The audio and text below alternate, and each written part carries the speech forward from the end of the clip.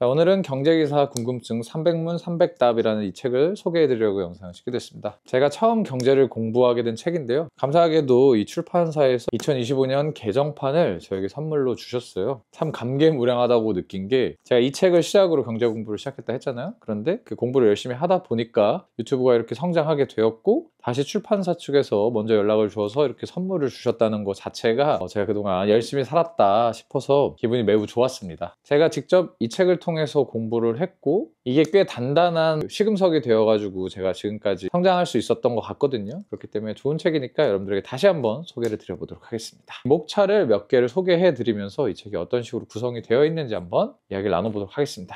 경제, 경기, 물가, 금융, 증권, 외환, 국제수지와 무역, 경제지표, 이렇게 총 8가지 목차로 이루어진 책이고요. 하나하나 한번 설명을 드려보도록 할게요. 첫 번째는 경제. 자, 경제를 이루고 있는 2가지 요소가 있습니다. 하나는 재화고요. 그리고 2번째가 서비스, 용역이라고도 하죠. 자, 재화라고 하면은 인간의 욕망을 해결해주는 어떤 물건들을 의미하죠. 그리고 이런 욕망을 해결해주는 게 꼭 물건만 있는 게 아니라 행위, 즉 서비스도 있죠. 이렇게 2가지, 그러니까 인간의 욕망을 해결해주기 위해서 인간이 재화를 만들어내고 팔고 사고 이런 모든 과정들을 경제라고 하는 거죠. 정확히 정의는 이렇게 되어 있습니다. 이것들을 얻기 위해 벌이는 투자, 구매, 고용, 생산, 판매, 소비 활동을 묶어 경제라고 한다. 근데 방금 말씀드린 것들 있잖아요. 투자, 구매, 고용, 생산, 판매, 소비 활동. 이것들은 어떻게 보면 모두 교환이라고 볼 수 있습니다. 잘 보세요. 투자는 뭐랑 뭐가 교환되는 거죠? 현재 가치를 미래 가치로 교환하는 거죠. 이것을 투자라고 하는 거죠. 그리고 2번째로 고용은 내 돈을 노동력과 교환하는 게 고용이라고 볼 수 있습니다.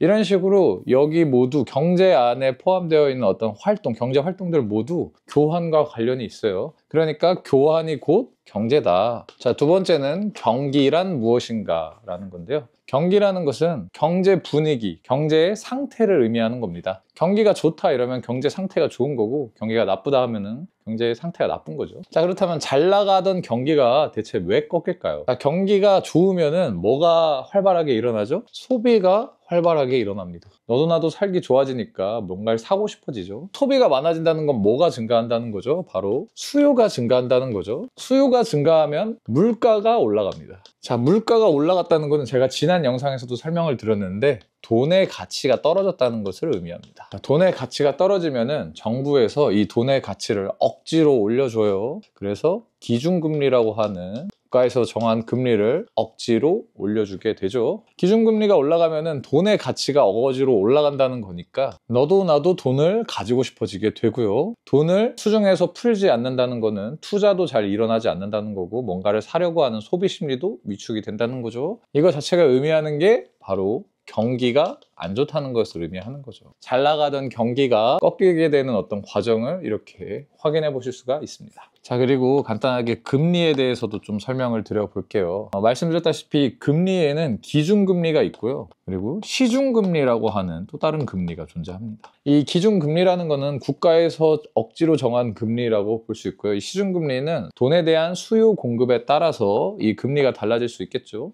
예를 들어서 이런 겁니다. 내가 지금 당장 돈이 너무 급해. 그런 사람들은 돈이 훨씬 더 필요하겠죠. 돈에 대한 수요가 매우 높은 거예요. 근데 이 사람에게 돈을 빌려줄 곳이 어디에도 없어요. 그럼 이 사람은 제발 이자 더 줄 테니까 제발 빌려줘 라고 하면서 하소연을 하겠죠. 그러니까 이 시중금리는 거래 당사자들에 따라서 다 달라질 수가 있는 거고요. 그래서 국가에서 정한 어떤 금리에 따라서 이 시중금리를 조절할 수가 있는 거죠, 국가가. 경기가 좋으면 기업들의 투자 의욕이 올라가게 되고요. 그로 인해서 돈에 대한 수요가 증가하죠. 그럼 당연히 돈에 대한 수요가 올라간다는 거는 금리가 올라간다는 것을 뜻합니다. 이건 기준금리가 오르는 게 아니라 시중금리가 오르는 거죠. 근데 경기가 나쁠 때도 이 시중금리가 오를 수도 있어요. 경기가 나쁠 때 왜 시중금리가 오를 수 있냐? 경기가 나빠지면은 망해가는 기업이 많아지죠. 자, 망해가는 기업이 많아지면은 이 기업은 살려고 어떻게 합니까? 어떻게든 돈을 빌려서라도 살아야 될 거 아닙니까? 그럼 당연히 이때도 돈 수요가 오를 수가 있겠죠.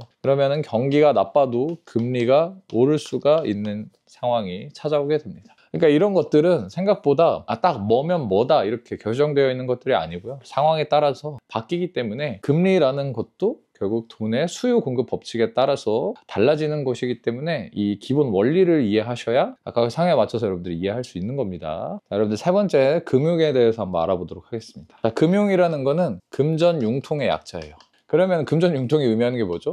돈을 빌리고 갚는 거. 자, 그렇다면은 돈을 빌려주는 사람은 돈을 왜 빌려줄까요? 돈이 지금 당장 실무가 없기 때문에 빌려주겠죠. 돈을 빌려준다는 행위, 아까 말씀드렸던 그 금융, 투자 이런 것들은 현재 가치를 미래 가치와 교환하는 행위를 의미합니다. 미래에 플러스 알파된 그런 돈과 교환을 하는 거죠. 제가 예전 영상에서도 말씀을 드렸는데 이런 형태는 원시시대 때도 존재를 했어요. 원시시대 때 어떻게 존재를 했냐, 누군가 멧돼지를 잡았어요. 근데 멧돼지를 혼자 먹으면 다 못 먹죠. 너무 많으니까 양이. 그래서 배가 부릅니다. 그런데 이 멧돼지를 나중에도 먹고 싶어요. 지금 당장은 배가 부르니까 이 멧돼지를 남겨뒀다가 나중에 먹고 싶어요. 그런데 이때는 뭐 냉장고 같은 게 없으니까 썩죠. 가만히 두면 썩습니다. 그럼 어떻게 하면은 이 멧돼지를 미래로 보낼 수가 있을까요? 현재 가치가 지금 당장은 배불러서 이게 떨어져. 그래서 미래로 보내고 싶어요. 그럼 이 멧돼지를 어떻게 해야 미래로 보낼 수 있을까요? 많은 사람들에게 나눠주면 됩니다. 지금 당장 멧돼지 고기가 필요한 사람들에게 이 멧돼지 고기를 빌려주는 거예요. 어차피 썩을 것이기 때문에 누구한테 나눠주고 그게 나중에 안 갚아도 상관이 없어요. 어차피 썩기 때문에. 그런데 누군가는 고마워서 나중에 갚을 수가 있겠죠. 그러면 현재 필요 없는 멧돼지 고기가 미래에 돌아오게 되는 그런 현상. 이것도 어떻게 보면은 금융이라고 볼 수 있는 거죠. 근데 현대의 금융은 돈과 관련된 게 크고요. 수치화될 수 있다는 게 핵심이거든요. 어쨌든 기본 개념은 이렇다는 거. 자, 네 번째로 증권에 대해서 한번 알아보도록 하겠습니다. 증권이 의미하는 게 뭐죠? 어떤 사실을 증명하는 종이를 의미합니다. 증명하는 문서,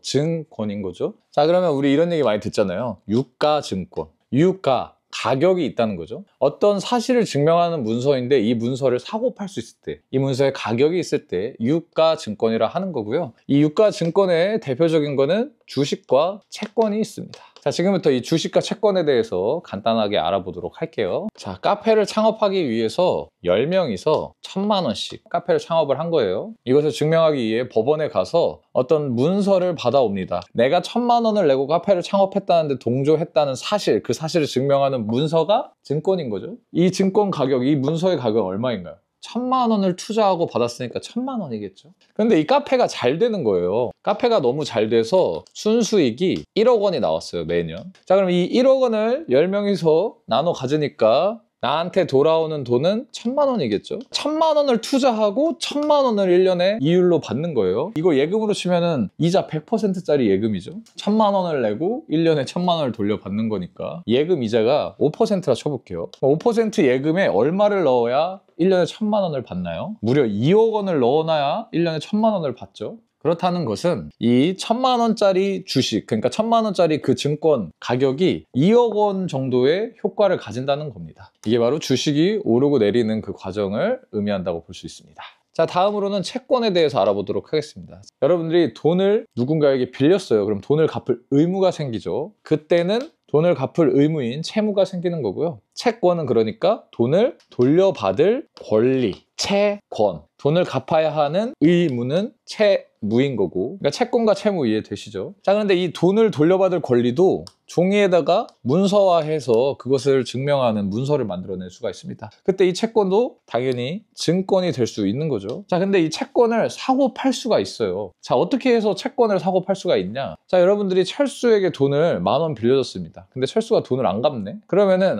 제발 9,000원만 줘도 되니까 돈 갚아줘. 10,000원짜리가 9,000원으로 떨어질 수가 있죠. 그리고 이게 또 이런 상황이 발생할 수가 있습니다. 철수가 10,000원을 안 갚는 거예요. 근데 영수가 돈을 대신 받아주겠대요. 그 돈을 받을 수 있는 권리, 그러니까 너의 채권을 나한테 7,000원에 팔아. 내가 대신 철수한테 가서 돈을 받을게. 그래서 영수가 막 철수한테 가서 막 때리고 귀찮게 하면서 어떻게든 10,000원을 돌려받았어요. 그러면은 영수는 3,000원의 이득을 본 셈이죠. 이런 식으로 채권도 거래가 일어날 수 있는 거고요. 가격을 가질 수가 있는 겁니다. 그래서 유가증권의 한 형태로 채권이 존재할 수 있는 거고요. 대표적인 유가증권은 주식과 채권이 있다는 거. 자, 아까 말씀드린 목차 중에 경제, 경기, 금융, 증권 이렇게 4가지에 대해서 알아봤는데요. 나머지도 설명 잘 하고 있기 때문에 이 책을 읽으면서 여러분들이 대략적인 경제에 대한 어떤 상식을 알아갈 수가 있으니까 관심 있으시면은 이 경제기사 궁금증 300문 300답 책 한번 읽어보시길 추천드리겠습니다. 오늘 영상 여기까지고요. 재밌게 보셨으면 좋아요와 구독 부탁드리겠습니다. 시청해주셔서 정말 감사합니다.